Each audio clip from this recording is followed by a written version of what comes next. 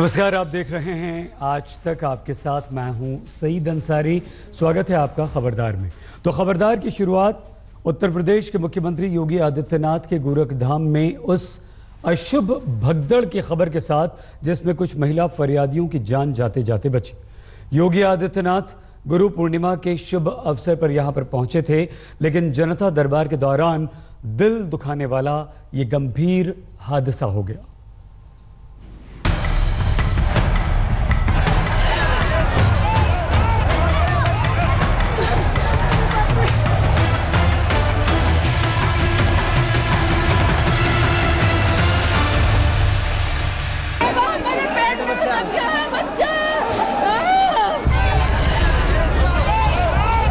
ये विचलित करने वाली तस्वीर है। ये महिला गर्भवती है। योगी आदित्यनाथ से फरियाद करने आई थी। यहाँ आकर मुश्किल तो हल नहीं हुई, जान जाने की नौबत जरूर आ गई। ये मजहब की सीमा तोड़कर शादी करने वाले दंपत्ति हैं। दोनों को जाति, बिरादरी और समाज के आक्रोश का सामना करना पड़ रहा था। इस उम्मीद से योगी के दरबार में आए थे कि सुकून से जिंदगी का रास्ता यहीं से निकल जाए, लेकिन आज तो जान बच गई। यही गनीमत है।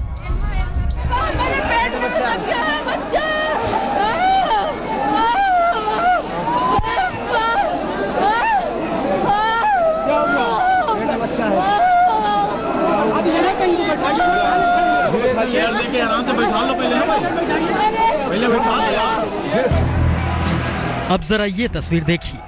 बच्ची को गोद में लेकर दौड़ते भागते ये डिप्टी एसपी है। ये बच्ची भी योगी दरबार में भगदड़ की शिकार हो गई थी।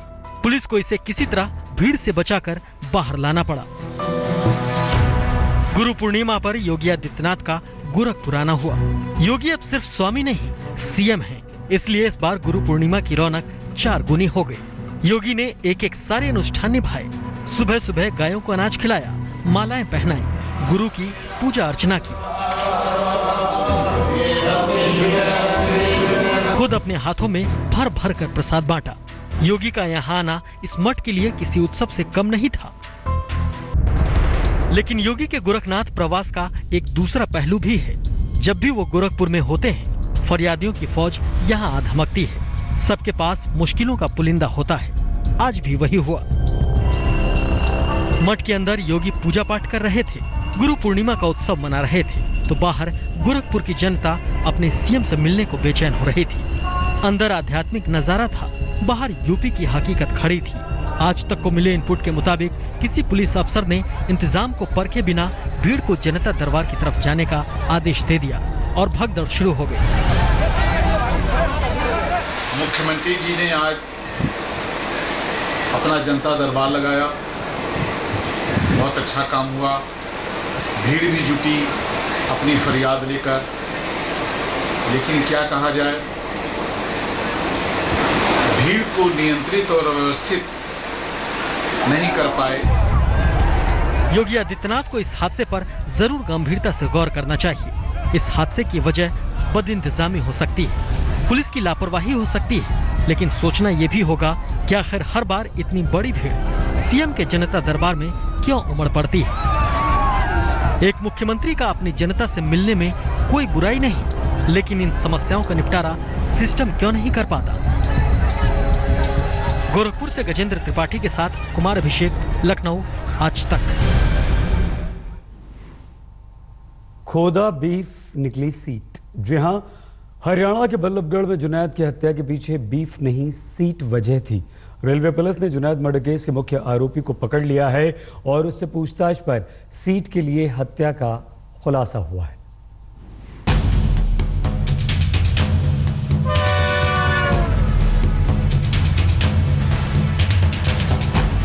जो उन्होंने स्टेटमेंट दिया है, जो रिटर्न स्टेटमेंट है, उसमें बीफ की कहीं कोई बात नहीं। जुनैद की हत्या को बीफ विवाद का रंग देने वाले राजनीतिक दलों को रेलवे पुलिस का यह खुलासा जरूर सुनना चाहिए। रेलवे पुलिस का दावा है कि जुनैद की जान बीफ नहीं, सीट के चक्कर में गई। बीफ की जो बात है, जो मीडिया में पहले भी आई है, इस तरह की बात अभी तक किसी अभियुक्त की पूछताछ में और किसी भी इवन कंप्लेनेंट ने भी जो पुलिस को स्टेटमेंट दिया है उसमें ऐसी कोई बात नहीं। लेकिन मीडिया के कैमरे वहाँ पर लगते हैं तो वो बीफ की बात वहाँ पर आती है, तो हम देखिए हमें जो उन्होंने स्टेटमेंट दिया है, जो रिटर्न में स्टेटमेंट है, उसमें बीफ की कहीं कोई बात नहीं। जुनैद मर्डर केस में पुलिस ने जो थ्योरी बताई है वो उस राजनीतिक भूचाल से अलग है जिसको लेकर सियासी रोटियां सेकी गईं। रेलवे पुलिस के मुताबिक दिल्ली से मथुरा जा रही ट्रेन में सीट को लेकर झगड़ा हुआ।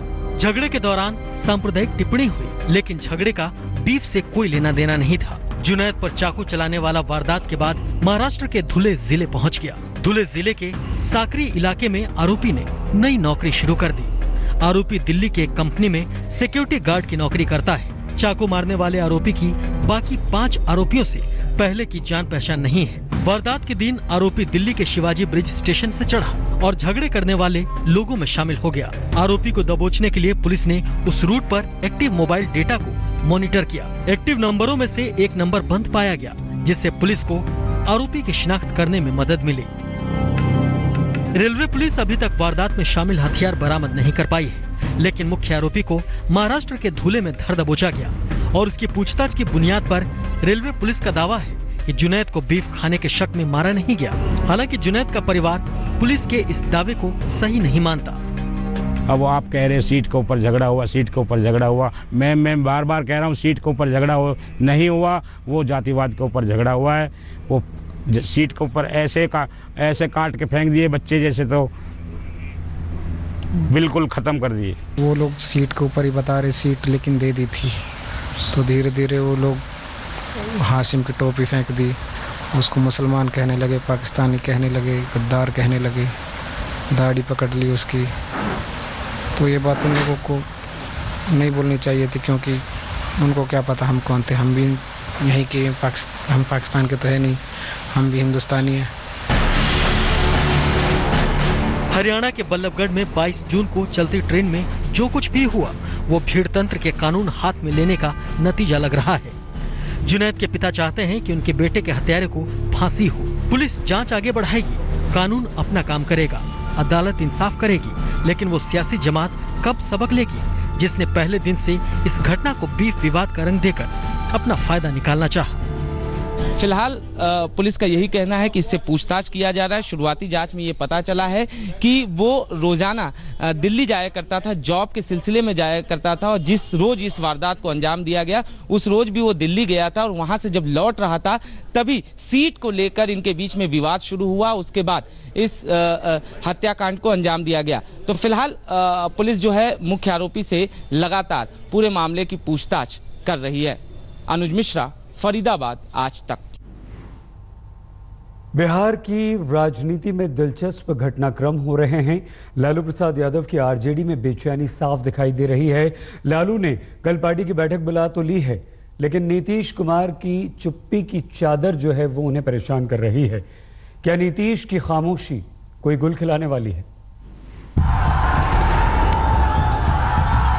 नीतीश लालू की ऐसी गलबहियों, ऐसी दोस्ती के बावजूद 48 घंटे से ज्यादा की चुप्पी कई सवाल खड़े कर रही है। ये महज संयोग कैसे हो सकता है कि लालू परिवार ईडी सीबीआई के शिकंजे में तड़प रहा हो और सत्ता के साथ ही नीतीश कुमार की जुबान खामोश हो जाए? 2 दिनों से जेडीयू के भीतर अघोषित इमरजेंसी है। नीतीश कुमार की सेहत एक अदद बयान देने के लायक ना सही, लेकिन जेडीयू के बाकी बयानवीर कहाँ थे? आज पहली बार जेडीयू के प्रवक्ता कैमरे पर आए और 11 जुलाई की बैठक पर बयान देने की खाना पूर्ति कर चलते बने। इसका डटकर मुकाबला करेगा। 3 दिनों से नीतीश कुमार का राजगीर प्रवास चल रहा था। उनकी सेहत खराब बताई जा रही थी।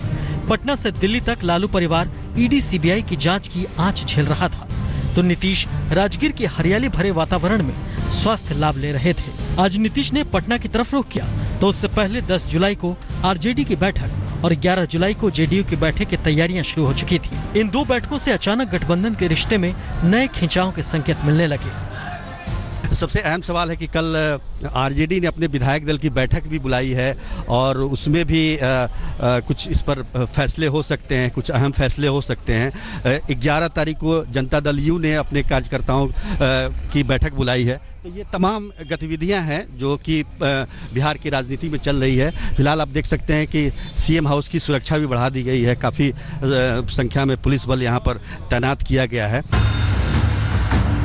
बिहार की राजनीतिक तस्वीर अचानक बेहद धुंधली हो गई है। नीतीश चुप है और लालू के बढ़ चढ़कर बोलने के बावजूद गठबंधन की स्थिति साफ नहीं है। राजनीति की मोटी समझ यही कह रही है कि कल आरजेडी की बैठक में एकजुटता दिखाई जाएगी, लालू खानदान में भरोसा जताया जाएगा, पार्टी लालू के पीछे चट्टान की तरह खड़ी दिखेगी। जिस तरह से हुआ स्थिति, मुझे जहां तक जानकारी है, सरकार की तरफ से भी आया था कि सरकार को कोई जानकारी नहीं। यह फेडरल संघीय व्यवस्था पर यह हमला है कि बिना संज्ञान में दिए इस तरह की घटना घटती है। अगर मान ले जाए तो धन्यवाद दीजिए इस घर को, इस घराना को, राष्ट्रीय जनता दल को, जो पूरी एकदम तत्परता से सब कुछ हुआ। किसी प्रकार का कोई अगर मान ली कि बिना संज्ञान में दिए कोई व्यक्ति आ जाता हो, कोई संस्था आ जाता हो। लेकिन सीबीआई कभी संज्ञान में देकर आती नहीं है। नहीं, राज्य सरकार को संज्ञान में देकर के ही आना होता है। नीतीश की खामोशी का इतना मतलब तो साफ है कि जांच की आंच में लालू फैमिली को अकेले झुलसना होगा। तेजस्वी के मंत्री पद पर नीतीश की खामोशी से तलवार लटक तो रही है, लेकिन शायद चार्जशीट दायर होने तक उन्हें अभयदान मिल जाए। पर नीतीश बेनामी संपत्ति पर अपने स्टैंड से कैसे बच पाएंगे? सीबीआई ने जांच किया है और ये तो मांग तो नीतीश जी किए थे। जब नोटबंदी हुआ था तो नीतीश जी ने सबसे पहले कहा था कि नोटबंदी से कुछ नहीं होगा जब तक बेनामी संपत्ति पर हमला नहीं होगा। तो अपना बेनामी संपत्ति पर हमला करा करके अपना राजगीर में बैठे हुए हैं। नीतीश की खामोशी राजनीति के इतिहास में अनूठी है। न वो लालू के साथ खड़े हैं, न मोदी के साथ। नीतीश की ये चुप्पी अजीब है। जहां तक वो ये नहीं कह पा रहे हैं कि सीबीआई, ईडी और कानून अपना काम करेगा, और उनकी राजनीति भी अजीब है। एक पार्टी जिसका नेता राज्य का सीएम हो, एक नेता जिसकी महत्वाकांक्षा देश चलाने का हो, वो इतने बड़े मुद्दे पर पल्ला कैसे झाड़ सकता है? सुजीत कुमार झा, पटना, आज तक। कल से हिंदुस्तान के समंदर में सबसे बड़ी हलचल होने वाली है। यह हलचल उठेगी तो हिंद महासागर में, लेकिन झकझोर देगी चीन को। नाम है मालाबार। तो कहने को तो ये महज सैन्य अभ्यास है, लेकिन सच्चाई में ये 3 देशों की सैन्य क्षमता का एक प्रदर्शन है जो दुश्मनों को साफ संदेश देगा कि कोई भी हरकत से पहले 100 बार सोच लीजिए।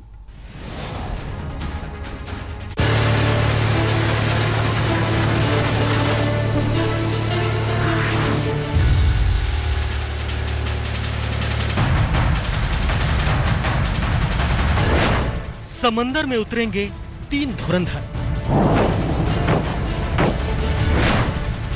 चीन के पड़ोस में जंगी बेड़ों का घेरा।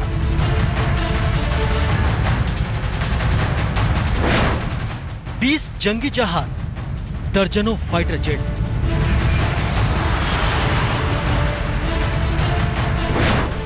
मालाबार में होगा महाप्रहार। भारत, अमेरिका, जापान की तिकड़ी से चढ़ गया चीन। समंदर में चीन की दादागिरी का द एंड। हिंद का किंग कौन?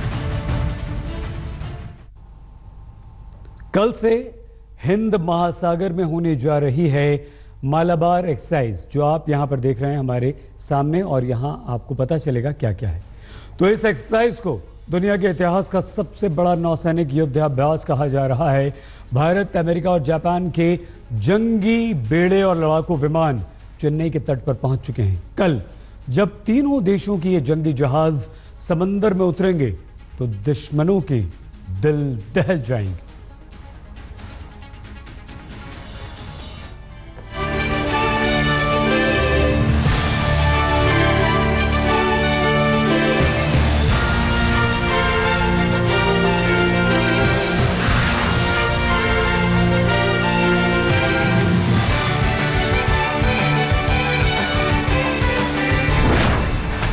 10 जुलाई 2017। जगह चेन्नई समुद्र तट। जगह और वक्त पहले से तय है। सोमवार को चेन्नई के समंदर पर जब 20 जंगी जहाज और दर्जनों फाइटर जेट्स मंडराएंगे तो इनकी गर्जना बीजिंग तक सुनाई देगी। मौका है हिंद महासागर में होने वाले सालाना नौसैनिक अभ्यास मालाबार एक्सरसाइज का।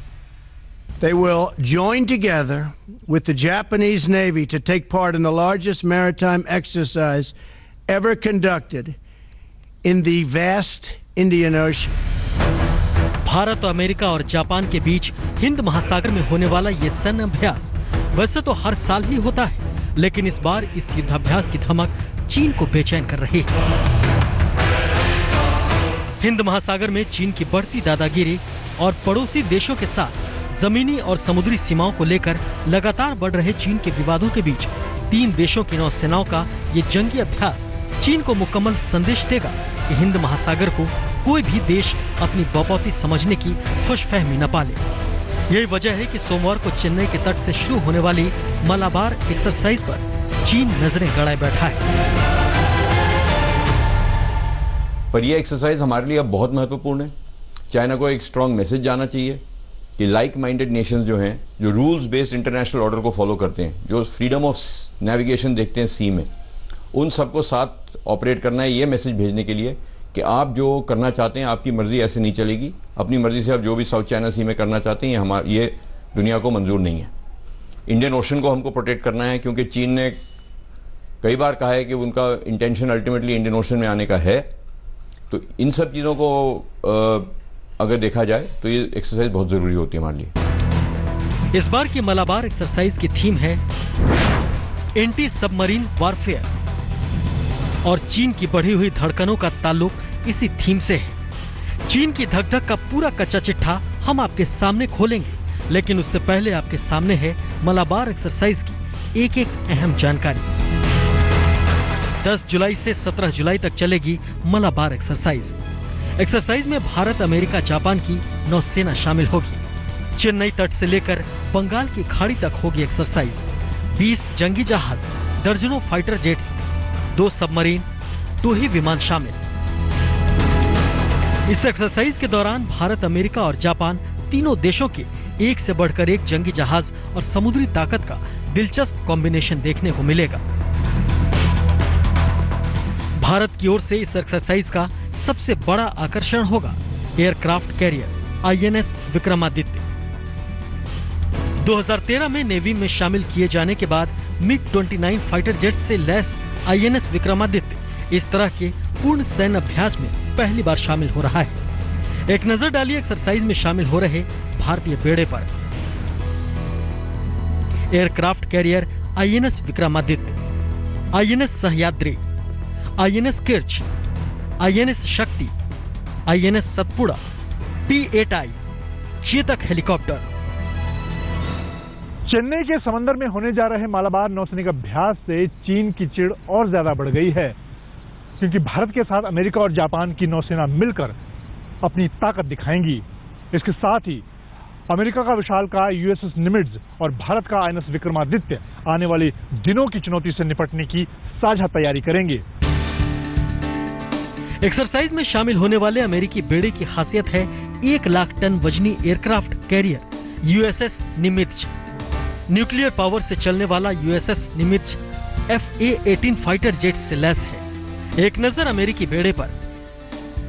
Aircraft carrier USS निमित्ज, Los Angeles class nuclear attack submarine, guided missile cruiser USS Princeton, guided missile destroyer USS Howard, P-8A aircraft. वहीं जापान के जंगी बेड़े पर नजर डालें तो 27,000 टन वजनी हेलीकॉप्टर कैरियर इजुमो मालाबार अभ्यास में शामिल हो रहा है। एंटी सबमरीन जंग में एक्सपर्ट हैं हेलीकॉप्टर कैरियर इजुमो। GS साजनामे भी एक्सरसाइज में होगा शामिल।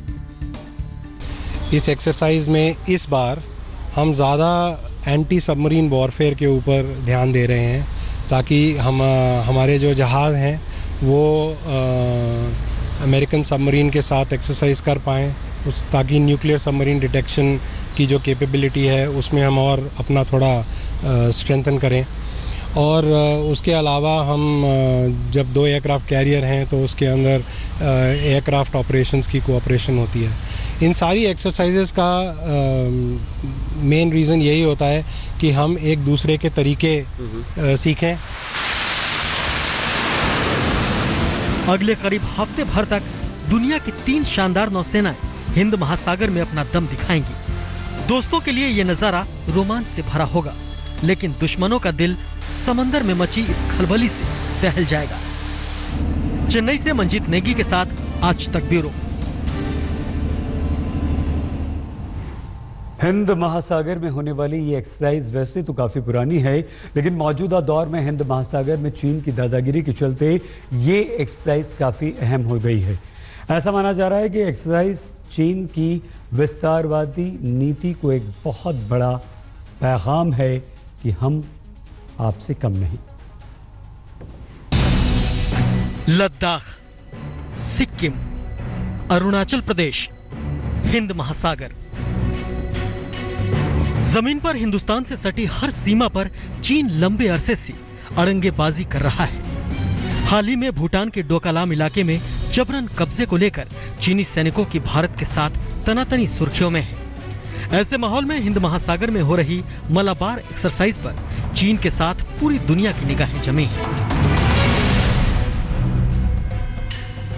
अब समझिए कि इस बार की मलाबार एक्सरसाइज की थीम एंटी सबमरीन वॉरफेयर क्यों सीधे सीधे चीन की साजिशों का जवाब बन गई है। दरअसल चीन की एक वेबसाइट ने सरकारी सूत्रों के हवाले से दावा किया था कि चीन सिर्फ 10 पनडुब्बियों की मदद से भारत के पूर्वी और पश्चिमी तट का संपर्क खत्म कर सकता है।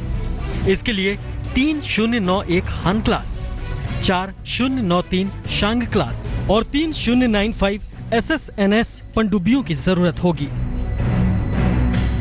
जाहिर है चीनी वेबसाइट का ये दावा बेहद खतरनाक है और ये इशारा भी कि बीजिंग में कुछ ऐसी ही साजिशें रची जा रही हैं। इन साजिशों का साफ संकेत हिंद महासागर में बढ़ी चीनी नौसेना की हलचलों से मिल रहा है। पिछले कुछ सालों में चीन ने अपने जहाजों और पनडुब्बियों का पूरा बेड़ा हिंद महासागर में भारतीय जल सीमा के आसपास तैनात कर दिया है। भारतीय सैटेलाइट और नौसेना के रडार ने चीन की इन चालबाजियों को पकड़ा है। हाल ही में चीन ने युआन क्लास की एक पनडुब्बी हिंद महासागर में उतारी। ये चीन की 7वीं तैनाती है। चीनी नेवी के चोंग मिंगदाओ जहाज को सुरक्षा देने के नाम पर यह तैनाती की गई है। सैटेलाइट से मिले आंकड़ों से यह भी पता चला है कि हिंद महासागर के भारतीय क्षेत्र के आसपास चीन के 14 जहाज तैनात किए गए हैं। इनमें आधुनिक लुआंग 3 और स्टील्थ डिस्ट्रॉयर भी शामिल हैं। चीनी पोतों की हर चाल पर भारतीय नेवी की निगाह बनी हुई है। ऐसा है कि इंडियन ओशन रीजन में सबसे ज़्यादा ट्रेड चलता है। तो जब ट्रेड चलता है तो उन देशों का जिनका ट्रेड जा रहा है उनका इंटरेस्ट यहाँ पे है, उनका नेशनल इंटरेस्ट है। सो वो अपने नेशनल इंटरेस्ट के लिए जो करना चाहेंगे वो करेंगे। इसी बहाने से चाइना जो है वो अपने जहाज़ पहले उसने धीरे धीरे थोड़े जहाज़ शुरू किए, अब उसका कॉन्फिडेंस लेवल बढ़ गया है, अब उसने ज़्यादा दे दिए। जिबूती में बेस बना रहा है। सबमरीन किस लिए आ रही है? सबमरीन तो पिछले 3 साल से आ रही हैं यहाँ पे। वो बहाना लेते हैं कि पायरेसी के लिए भेज रहे हैं, मगर पायरेसी में तो सबमरीन का कोई रोल नहीं होता है। सो इसलिए चाइना पिछले 3 साल से भेज रहा है और हमें अपना काम करना है कि हम उसको डिटेक्ट करें और हमें मालूम रहे कि कितनी सबमरीन है, क्या है। अब जब भारत, अमेरिका और जापान हिंद महासागर में अपनी ताकत दिखाने को तैयार है तो चीन को अपनी साजिशों पर पानी फिरने का डर सता रहा है। यही वजह है कि चीन मलाबार एक्सरसाइज के बारे में हर छोटी बड़ी जानकारी हासिल करना चाहता है। इस बात की पूरी खुफिया जानकारी मिली है। मलाबार एक्सरसाइज पर चीन की पैनी नजर। भारत, अमेरिका, जापान की नौसेना पर नजर रखेंगे चीन के जहाज। एक्सरसाइज को परखने के लिए चीन ने तैनात किए 2 ही विमान। चाइना साफ तौर पे जानता है कि इस एक्सरसाइज का जो मलाबार एक्सरसाइज ट्राइलेटरल है केवल उसके मुताबिक चाइना ही है। तो हर देश जिसके अगेंस्ट इस माफी की कार्रवाई की जाती है वो मॉनिटरिंग करने की कोशिश करते हैं। ये जो पनडुब्बी है इसमें हर प्रकार का मॉनिटरिंग इक्विपमेंट है। वो चाहेंगे कि किस प्रकार का इक्विपमेंट इस्तेमाल किया, किस माफी की कम्युनिकेशन थी, क्या आपके इलेक्ट्रोमैग्नेटिक सिग्नेचर्स थे, किस प्रकार की टेक्नोलॉजी थी, किस प्रकार का एनवायरनमेंट था, क्या आपका तालमेल, ये सारी चीज़ें की जांचने की कोशिश करते हैं। ये एक्सरसाइज चाहे यहाँ हो, चाहे साउथ चाइना सी में हो, चाहे ईस्ट चाइना सी में हो, चाहे अमेरिका अकेला करे, चाहे जापान अकेला करे, चाहे बाइलेटरल हो, चाइना हमेशा ही इनको मॉनिटरिंग करता है। रणनीतिक लिहाज के साथ हिंद महासागर कारोबारी लिहाज से भी पूरी दुनिया के लिए बेहद अहम है। दुनिया के समुद्री कारोबार का 90% हिस्सा हिंद महासागर के रास्ते ही होता है। फ्री ट्रेड के लिहाज से हिंद महासागर में भारत की मजबूती पूरी दुनिया के लिए अहम। चीन अपना दबदबा कायम कर समुद्री कारोबार पर पकड़ बनाना चाहता है। जाहिर है प्रशांत महासागर से लेकर हिंद महासागर तक अगर एक फ्री कॉरिडोर कायम रखना है तो दुनिया भारत की ओर उम्मीद से देख रही है। भारत, अमेरिका और जापान का ये साझा सैन्य अभ्यास समंदर में किसी एक देश की दादागिरी के खिलाफ खुला पैगाम है। चेन्नई से मंजीत नेगी के साथ आज तक ब्यूरो। हिंदुस्तान की ताकत तो हमने आपको दिखा दी, लेकिन साथ में अमेरिका की क्या ताकत है वो भी आपको बता दें। ये देखिए यूएसएस निमित्ज एयरक्राफ्ट कैरियर है, ज़बरदस्त ताकत है। इसके ऊपर कई सारे एयरक्राफ्ट जो कि लड़ाकू जहाज़ हैं वो आ सकते हैं। लॉस एंजलिस में ये क्लास न्यूक्लियर सबमरीन है और इसकी ताकत ये है कि बड़े से बड़े जहाज़ भारी असला बारूद लेकर इस पर सवार हो सकते हैं। गाइडेड मिसाइल्स क्रूज़र है ये और मिसाइल्स भी लेकर यहाँ से फायर की जा सकती है। ये बहुत बड़ी इसकी ताकत है। P-8A एयरक्राफ्ट इस पर से उड़ान भरकर दुश्मनों को जाकर मार सकता है और ये एक बहुत बड़ा कैरियर है। बड़े बड़े जहाज़ जो हैं वो इस पर सवार होकर यहाँ से उड़ान भर सकते हैं और जंग में, युद्ध में दुश्मनों की बोलती बंद कर सकते हैं। भारत ने अमेरिका के इस युद्धपोत के साथ मिलकर किया है अभ्यास, लेकिन ये इतना नहीं है। मालाबार एक्सरसाइज हिंद महासागर और प्रशांत महासागर को जोड़ने और दोनों समंदरों का रास्ता खुला रखने की भारत की एक मुहिम है जिसमें अमेरिका और जापान साझीदार हैं। लेकिन मालाबार के सफर की शुरुआत बेहद हिचकोलों भरी रही।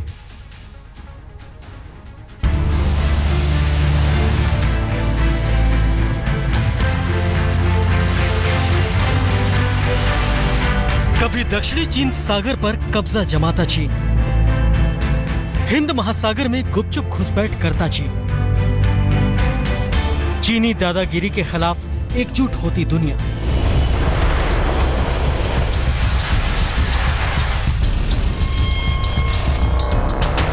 जर्मनी के हैम्बर्ग में जब पीएम मोदी ने जापान के पीएम शिंजो आबे के साथ अलग से बात की तो इसमें हिंद महासागर के मौजूदा हालात का भी जिक्र हुआ।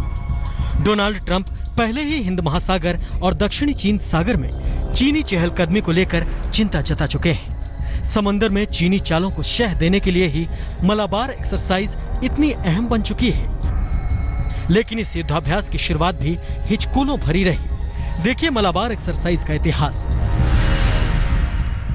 मलाबार एक्सरसाइज की शुरुआत 1992 में भारत और अमेरिका ने ही की थी, लेकिन तब यह नियमित स्तर पर नहीं की जाती थी। 1998 तक 3 बार मलाबार एक्सरसाइज की गई, लेकिन 98 में जब भारत ने परमाणु परीक्षण किया तो अमेरिका ने खुद को इससे अलग कर लिया। लेकिन 2001 में 9/11 हमले के बाद अमेरिका दोबारा मलाबार एक्सरसाइज से जुड़ गया। 2002 में अमेरिका की वापसी के बाद से लेकर अब तक ये युद्धाभ्यास लगातार हो रहा है, लेकिन इस दौरान सबसे अहम रही 2007 की मलाबार एक्सरसाइज। 2007 में मेहमान सदस्यों के तौर पर जापान, ऑस्ट्रेलिया और सिंगापुर की नौसेनाएं भी बंगाल की खाड़ी में युद्धाभ्यास के लिए उतरी। पड़ोस में हुई इस बड़ी सैन्य हलचल से बौखलाए चीन ने इसका तीखा विरोध किया था। यहाँ तक कि अपने दूतावासों के जरिए चीन ने भारत, अमेरिका, जापान और ऑस्ट्रेलिया से एक्सरसाइज के मकसद की जानकारी मांग ली थी। 2009 में भी जापान इस एक्सरसाइज में शामिल हुआ, लेकिन इसके बाद भारत और अमेरिका के बीच ही अभ्यास चलता रहा। लेकिन 2014 में एक बार फिर जापान ने भारत अमेरिका के साथ हाथ मिलाया, तब जापान इस अभ्यास का स्थायी सदस्य बना हुआ है।